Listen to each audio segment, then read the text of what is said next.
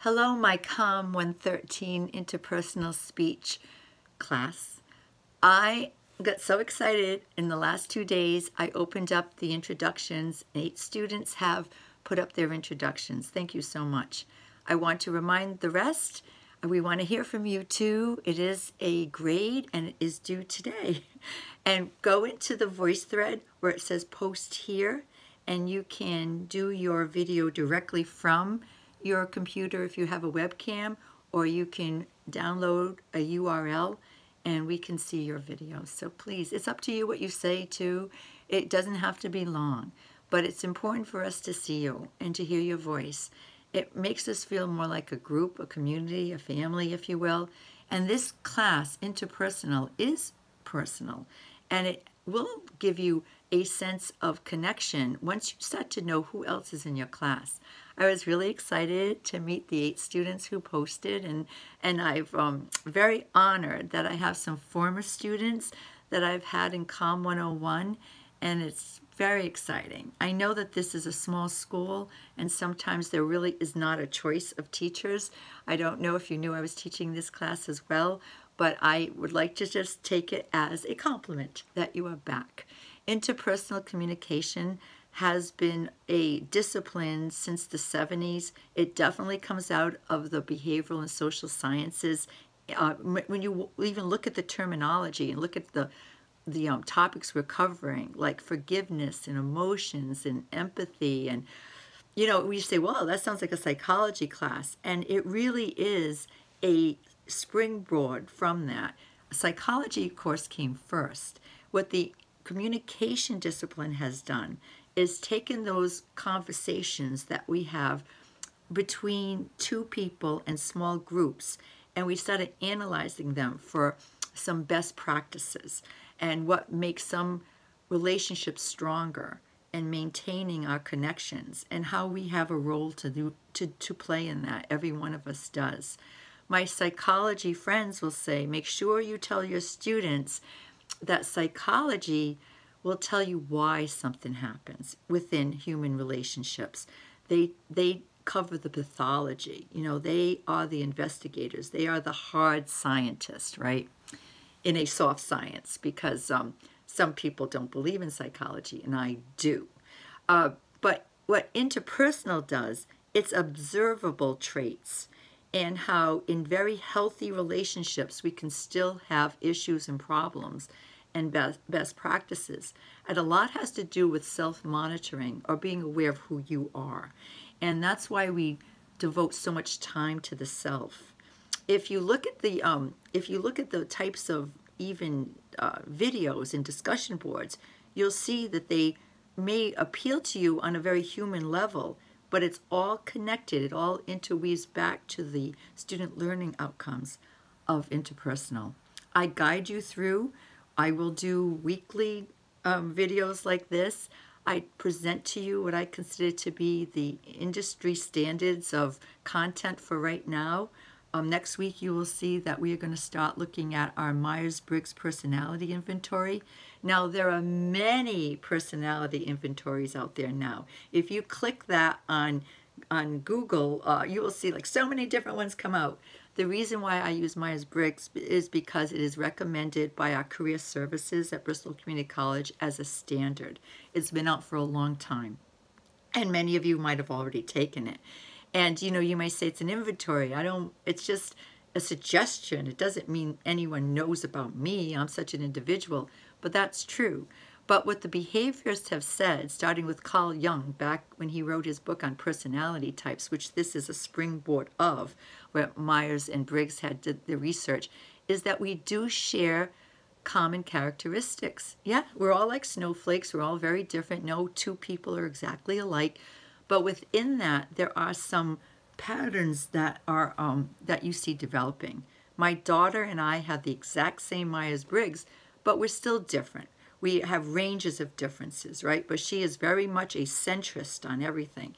She is so close to the middle between an introvert and an extrovert, or between a sensing person and a detail person, or between someone who makes their decisions with their heart or their head, or someone who wants something just so, or can go with the flow.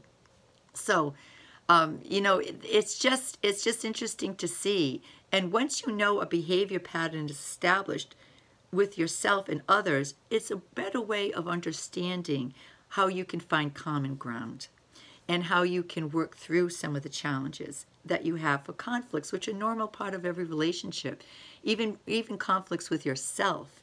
So I have enjoyed studying interpersonal since the 70s. I follow Julia T. Wood and Brene Brown and some other leaders who have done the research. There's many researchers out there. You might find some on your own. I try to show you what I know. A teacher is only as good as her own resources, her own epistemology. So when I open up, you open up the folders week to week, I am giving you the best of at that moment. So read through it. If you're wondering how you're going to be graded, then go right to the syllabus. And right now, I'm on 2 computers. I'll open up our syllabus and look to see where the grades are going to come from. It's very important for you to feel like you have some control of this, that you understand. That's why I'm giving you a shout out for the introduction, because it is graded. It's a participation grade, but it's important. It's 10%. I love the quote from Maya Angelou. Do the best you can until you know better. And then once you know better, do better. And that has to do with knowledge of self and society and our friendships and what we can contribute, right? So when you look for the study of conversations, studying conversations include Myers-Briggs, friendships, family relations, social media, forgiveness, emotional intelligence, empathy, conflict management, dual perspective and perception. Those are called soft skills. And I recently, in maybe 2-3 weeks ago, went to the CES, digital version of CES, which I usually go in person every year. And I listened to a lot of industry leaders talk about what they're looking for in employees for the future. And they say they need technical knowledge in all areas, because we're going to be working online for a long time, right? It's not going to go away. Even when we get back face to face, it's still going to be there. But they need the soft skills. And what I just read are the soft skills. They said make sure your students know they have to equip themselves with a contribution to any company, something a robot cannot do. A robot cannot do empathy. A robot cannot do compassion, cannot do forgiveness. So that's why this is more important than ever to say, as someone who's going into the workforce, to know, yeah, what am I going to be? What are people looking for when you have a job interview? So taking a class like this, my computer just went down. I'm telling you, I have another one over here. But I have two. I have 2 old laptops. They're so funny. They're dinosaurs. I really thought in March, when the music stopped and we couldn't go into the classroom anymore, that they would allow teachers to go into their offices. And I have a beautiful setup in my office. My office is really nice. And I have a lovely computer and all the technological help I need. So I thought, oh, I don't need to purchase a new computer for home. I'll be back there, but they're not letting teachers back there. So I have 2 notebooks. One is a Lenovo ThinkPad and one is a Mac Pro. So one's a Mac, one's a PC. Between the 2 of them, I usually do pretty well. You know, I usually make it, but I'm going back to our syllabus on this one. Yeah, my Mac Pro just shut out. It didn't die. It just changed pages or whatever they do. You know, but they're technical. They're not emotional. This class is a communication class, but it's a humanities class. You know that. And for when you transfer this over, you might find that you're going to get credit for a communication elective, or you're going to get credit as a humanities. And that's what this is. Okay, I'm looking at the grades right now. I created this, so I should know, right? 20% on thoughtful participation in the weekly discussion boards, and at least 3 sentences per response. What I'm trying for is for you to understand, not just like say, yeah, I agree, or something. Try to really think about it. Sometimes it may take you 2 times to watch a discussion board with take notes on the side to say, well, how can I connect to this? What can I make of this? When I put the prompts down on the discussion board, you may not like anything that I'm trying to get you to extract from that video. Then say your own response. If we were in a classroom and I showed a video, I might start off by saying, okay, does anyone have anything to say about this? whatever comes to mind. It might be something I never even thought about, but it's totally legitimate. So do your own response. So then the oral presentations, you see 10% self-introduction, 10% I'm going to have you come back you're going to do the Myers-Briggs next week and then explore the website for it. Try to figure a little bit out what that means when you get your results, how you connect to it. Maybe you reject it. Maybe you do agree with some of the findings. I always say, ask your friends, show your friends your results and see if you can have a conversation about that.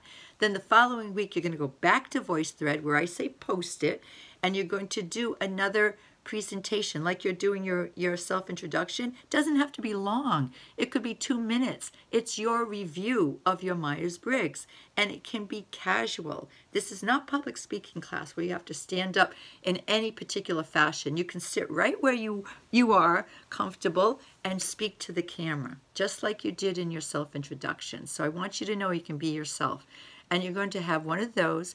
And then a few weeks later, you're going to do what I call the takeaway. And I will explain this, where after you've watched and read information on interpersonal, and you've watched the discussion boards, and you got involved in your journals, what would you say if we were in class? If I went around the room and said, what are you thinking so far? Anything appealing to you? Any aha moments? It's called the takeaway. Now, your takeaway can be directly related to the content that we had in the class, but it could be something else. Maybe you want to contribute something else to the class discussion, like a poem that you read recently that reminds you of some of this content, or a movie that illustrates some of the points that are trying to be made in the study of interpersonal. So it doesn't have to be something I've given. It might be something else. But think you're in the classroom, and I went around, so give us your review of where you're going with this. Some of you might be rejecting all of this, and you say, this is a bunch of bunk. Tell me that too. It's okay. We don't have to agree to get through this class together. And you're going to be doing 2 takeaways, and those are posted on the calendar. And at the very end, we study the Johari window, and I ask you to do a representation of yourself through this. If you want to jump ahead and look through and read, that's why or watch the videos, that's why I gave you the list. But you need to do the discussion boards in the week assigned, because that's your attendance. That's your attendance, okay? And then 10% for the guided journals. Everything is 10% except 20% for the discussion boards, and that includes the attendance, and then 20% for the final exam. The final exam are going to be open questions with open answers, like mini little paragraphs or 2 to answer, reflections, a lot of reflections of what we've done, some reflections on what you've already done in your journals or on the discussion boards. The final will be open for at least 2 weeks. You don't have to do it all at once. Most students don't find it difficult. It's just another reflection piece, but it's written this time. So there are 5 videos: the introduction, the Myers-Briggs, the takeaway 1, takeaway 2, and Johari. And they all can be 2 minutes or longer. You know, we're not in class, so I'm not as conscientious, like you can't go over the time limit. And this is not public speaking where I'd want you to be disciplined with your words. If you find that you want to speak more, if you want to, go ahead.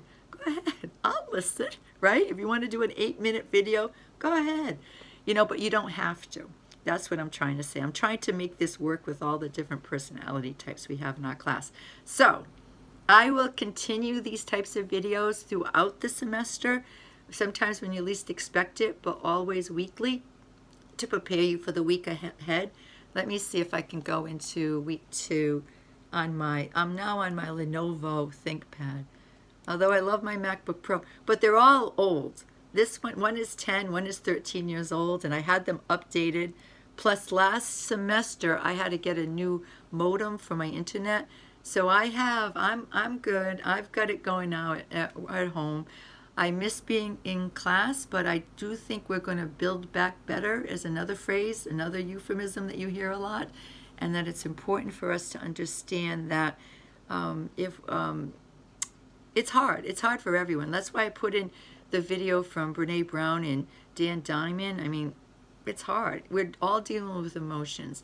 I'm happy to hear that people are doing work at home. creative. They're doing stuff. They're helping people. They've learned to live with COVID-19 and not just survive but thrive in it. But the heartache is there. It's all around us, right? Right now, I am on a news moratorium. I was watching like 3 or 4 news shows a week, from CNN to the BBC to even Fox News, wanting to know what they were talking about. And I guess I just gave a bias there, right? But and reading papers, and I was overwhelmed with all the content. And my people who love me, my family, have said, stop it. Focus on your students, because, and there's been quite a few deaths in my family, including my mother in June.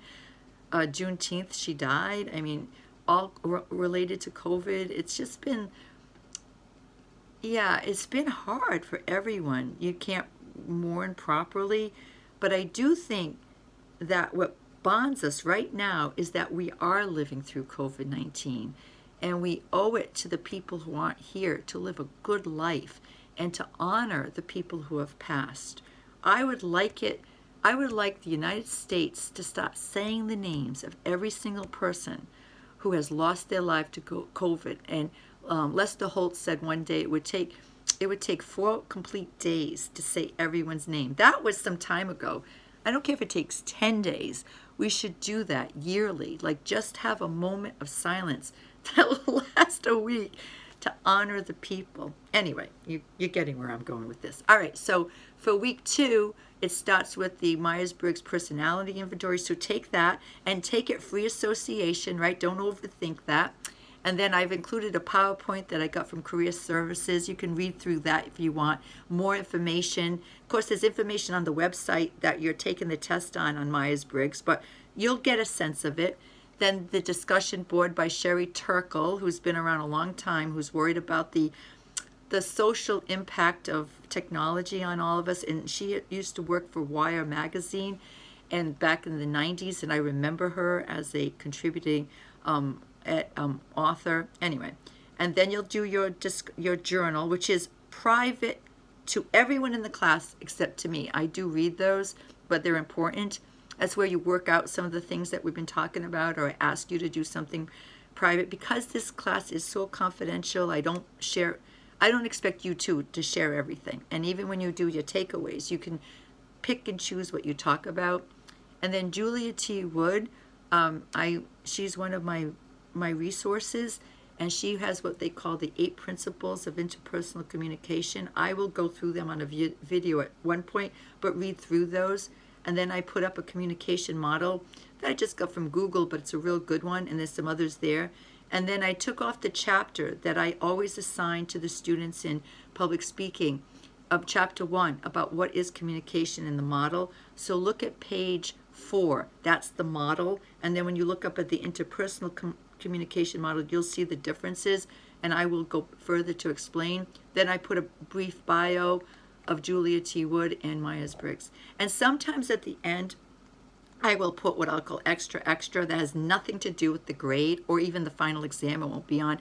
But some materials, when I do go to these conferences, they're all digital now. So I have videos, I have some handouts from them that were given to me. I always ask permission every time I'm in one of these meetings, may I pass this on to my students? And they always say the same thing. Glowingly, yes, as long as I give credit to where it came from, and as long as it's for nonprofit. I'm not making money. If it's in a classroom, fine, absolutely. So if I do go to conferences, I like to share. If you find that you have material that you think the whole class would like, I'll put it at the bottom of the weekly folder as an extra. You know, and if you see extra, you don't have to read it. You don't want to, but some people might like to. So I like to act as much as I can like we're in class together, because I do miss it, and I can't wait to get back. But I will talk more and more about communication and about intrapersonal and interpersonal and public speaking and mass comm as the weeks continue. And I do repeat myself a lot, intentionally, and sometimes because I don't want you to miss out on anything. This is about 20 minutes. It's like a TED Talk. But I'm thinking of you, and I want you to get your self-introductions there today. All right. Thank you, everyone. I hope you're having a good day. And we all are here for a reason. There's no accidents in life. And I'm so glad we're all in the same class. So I will talk to you soon.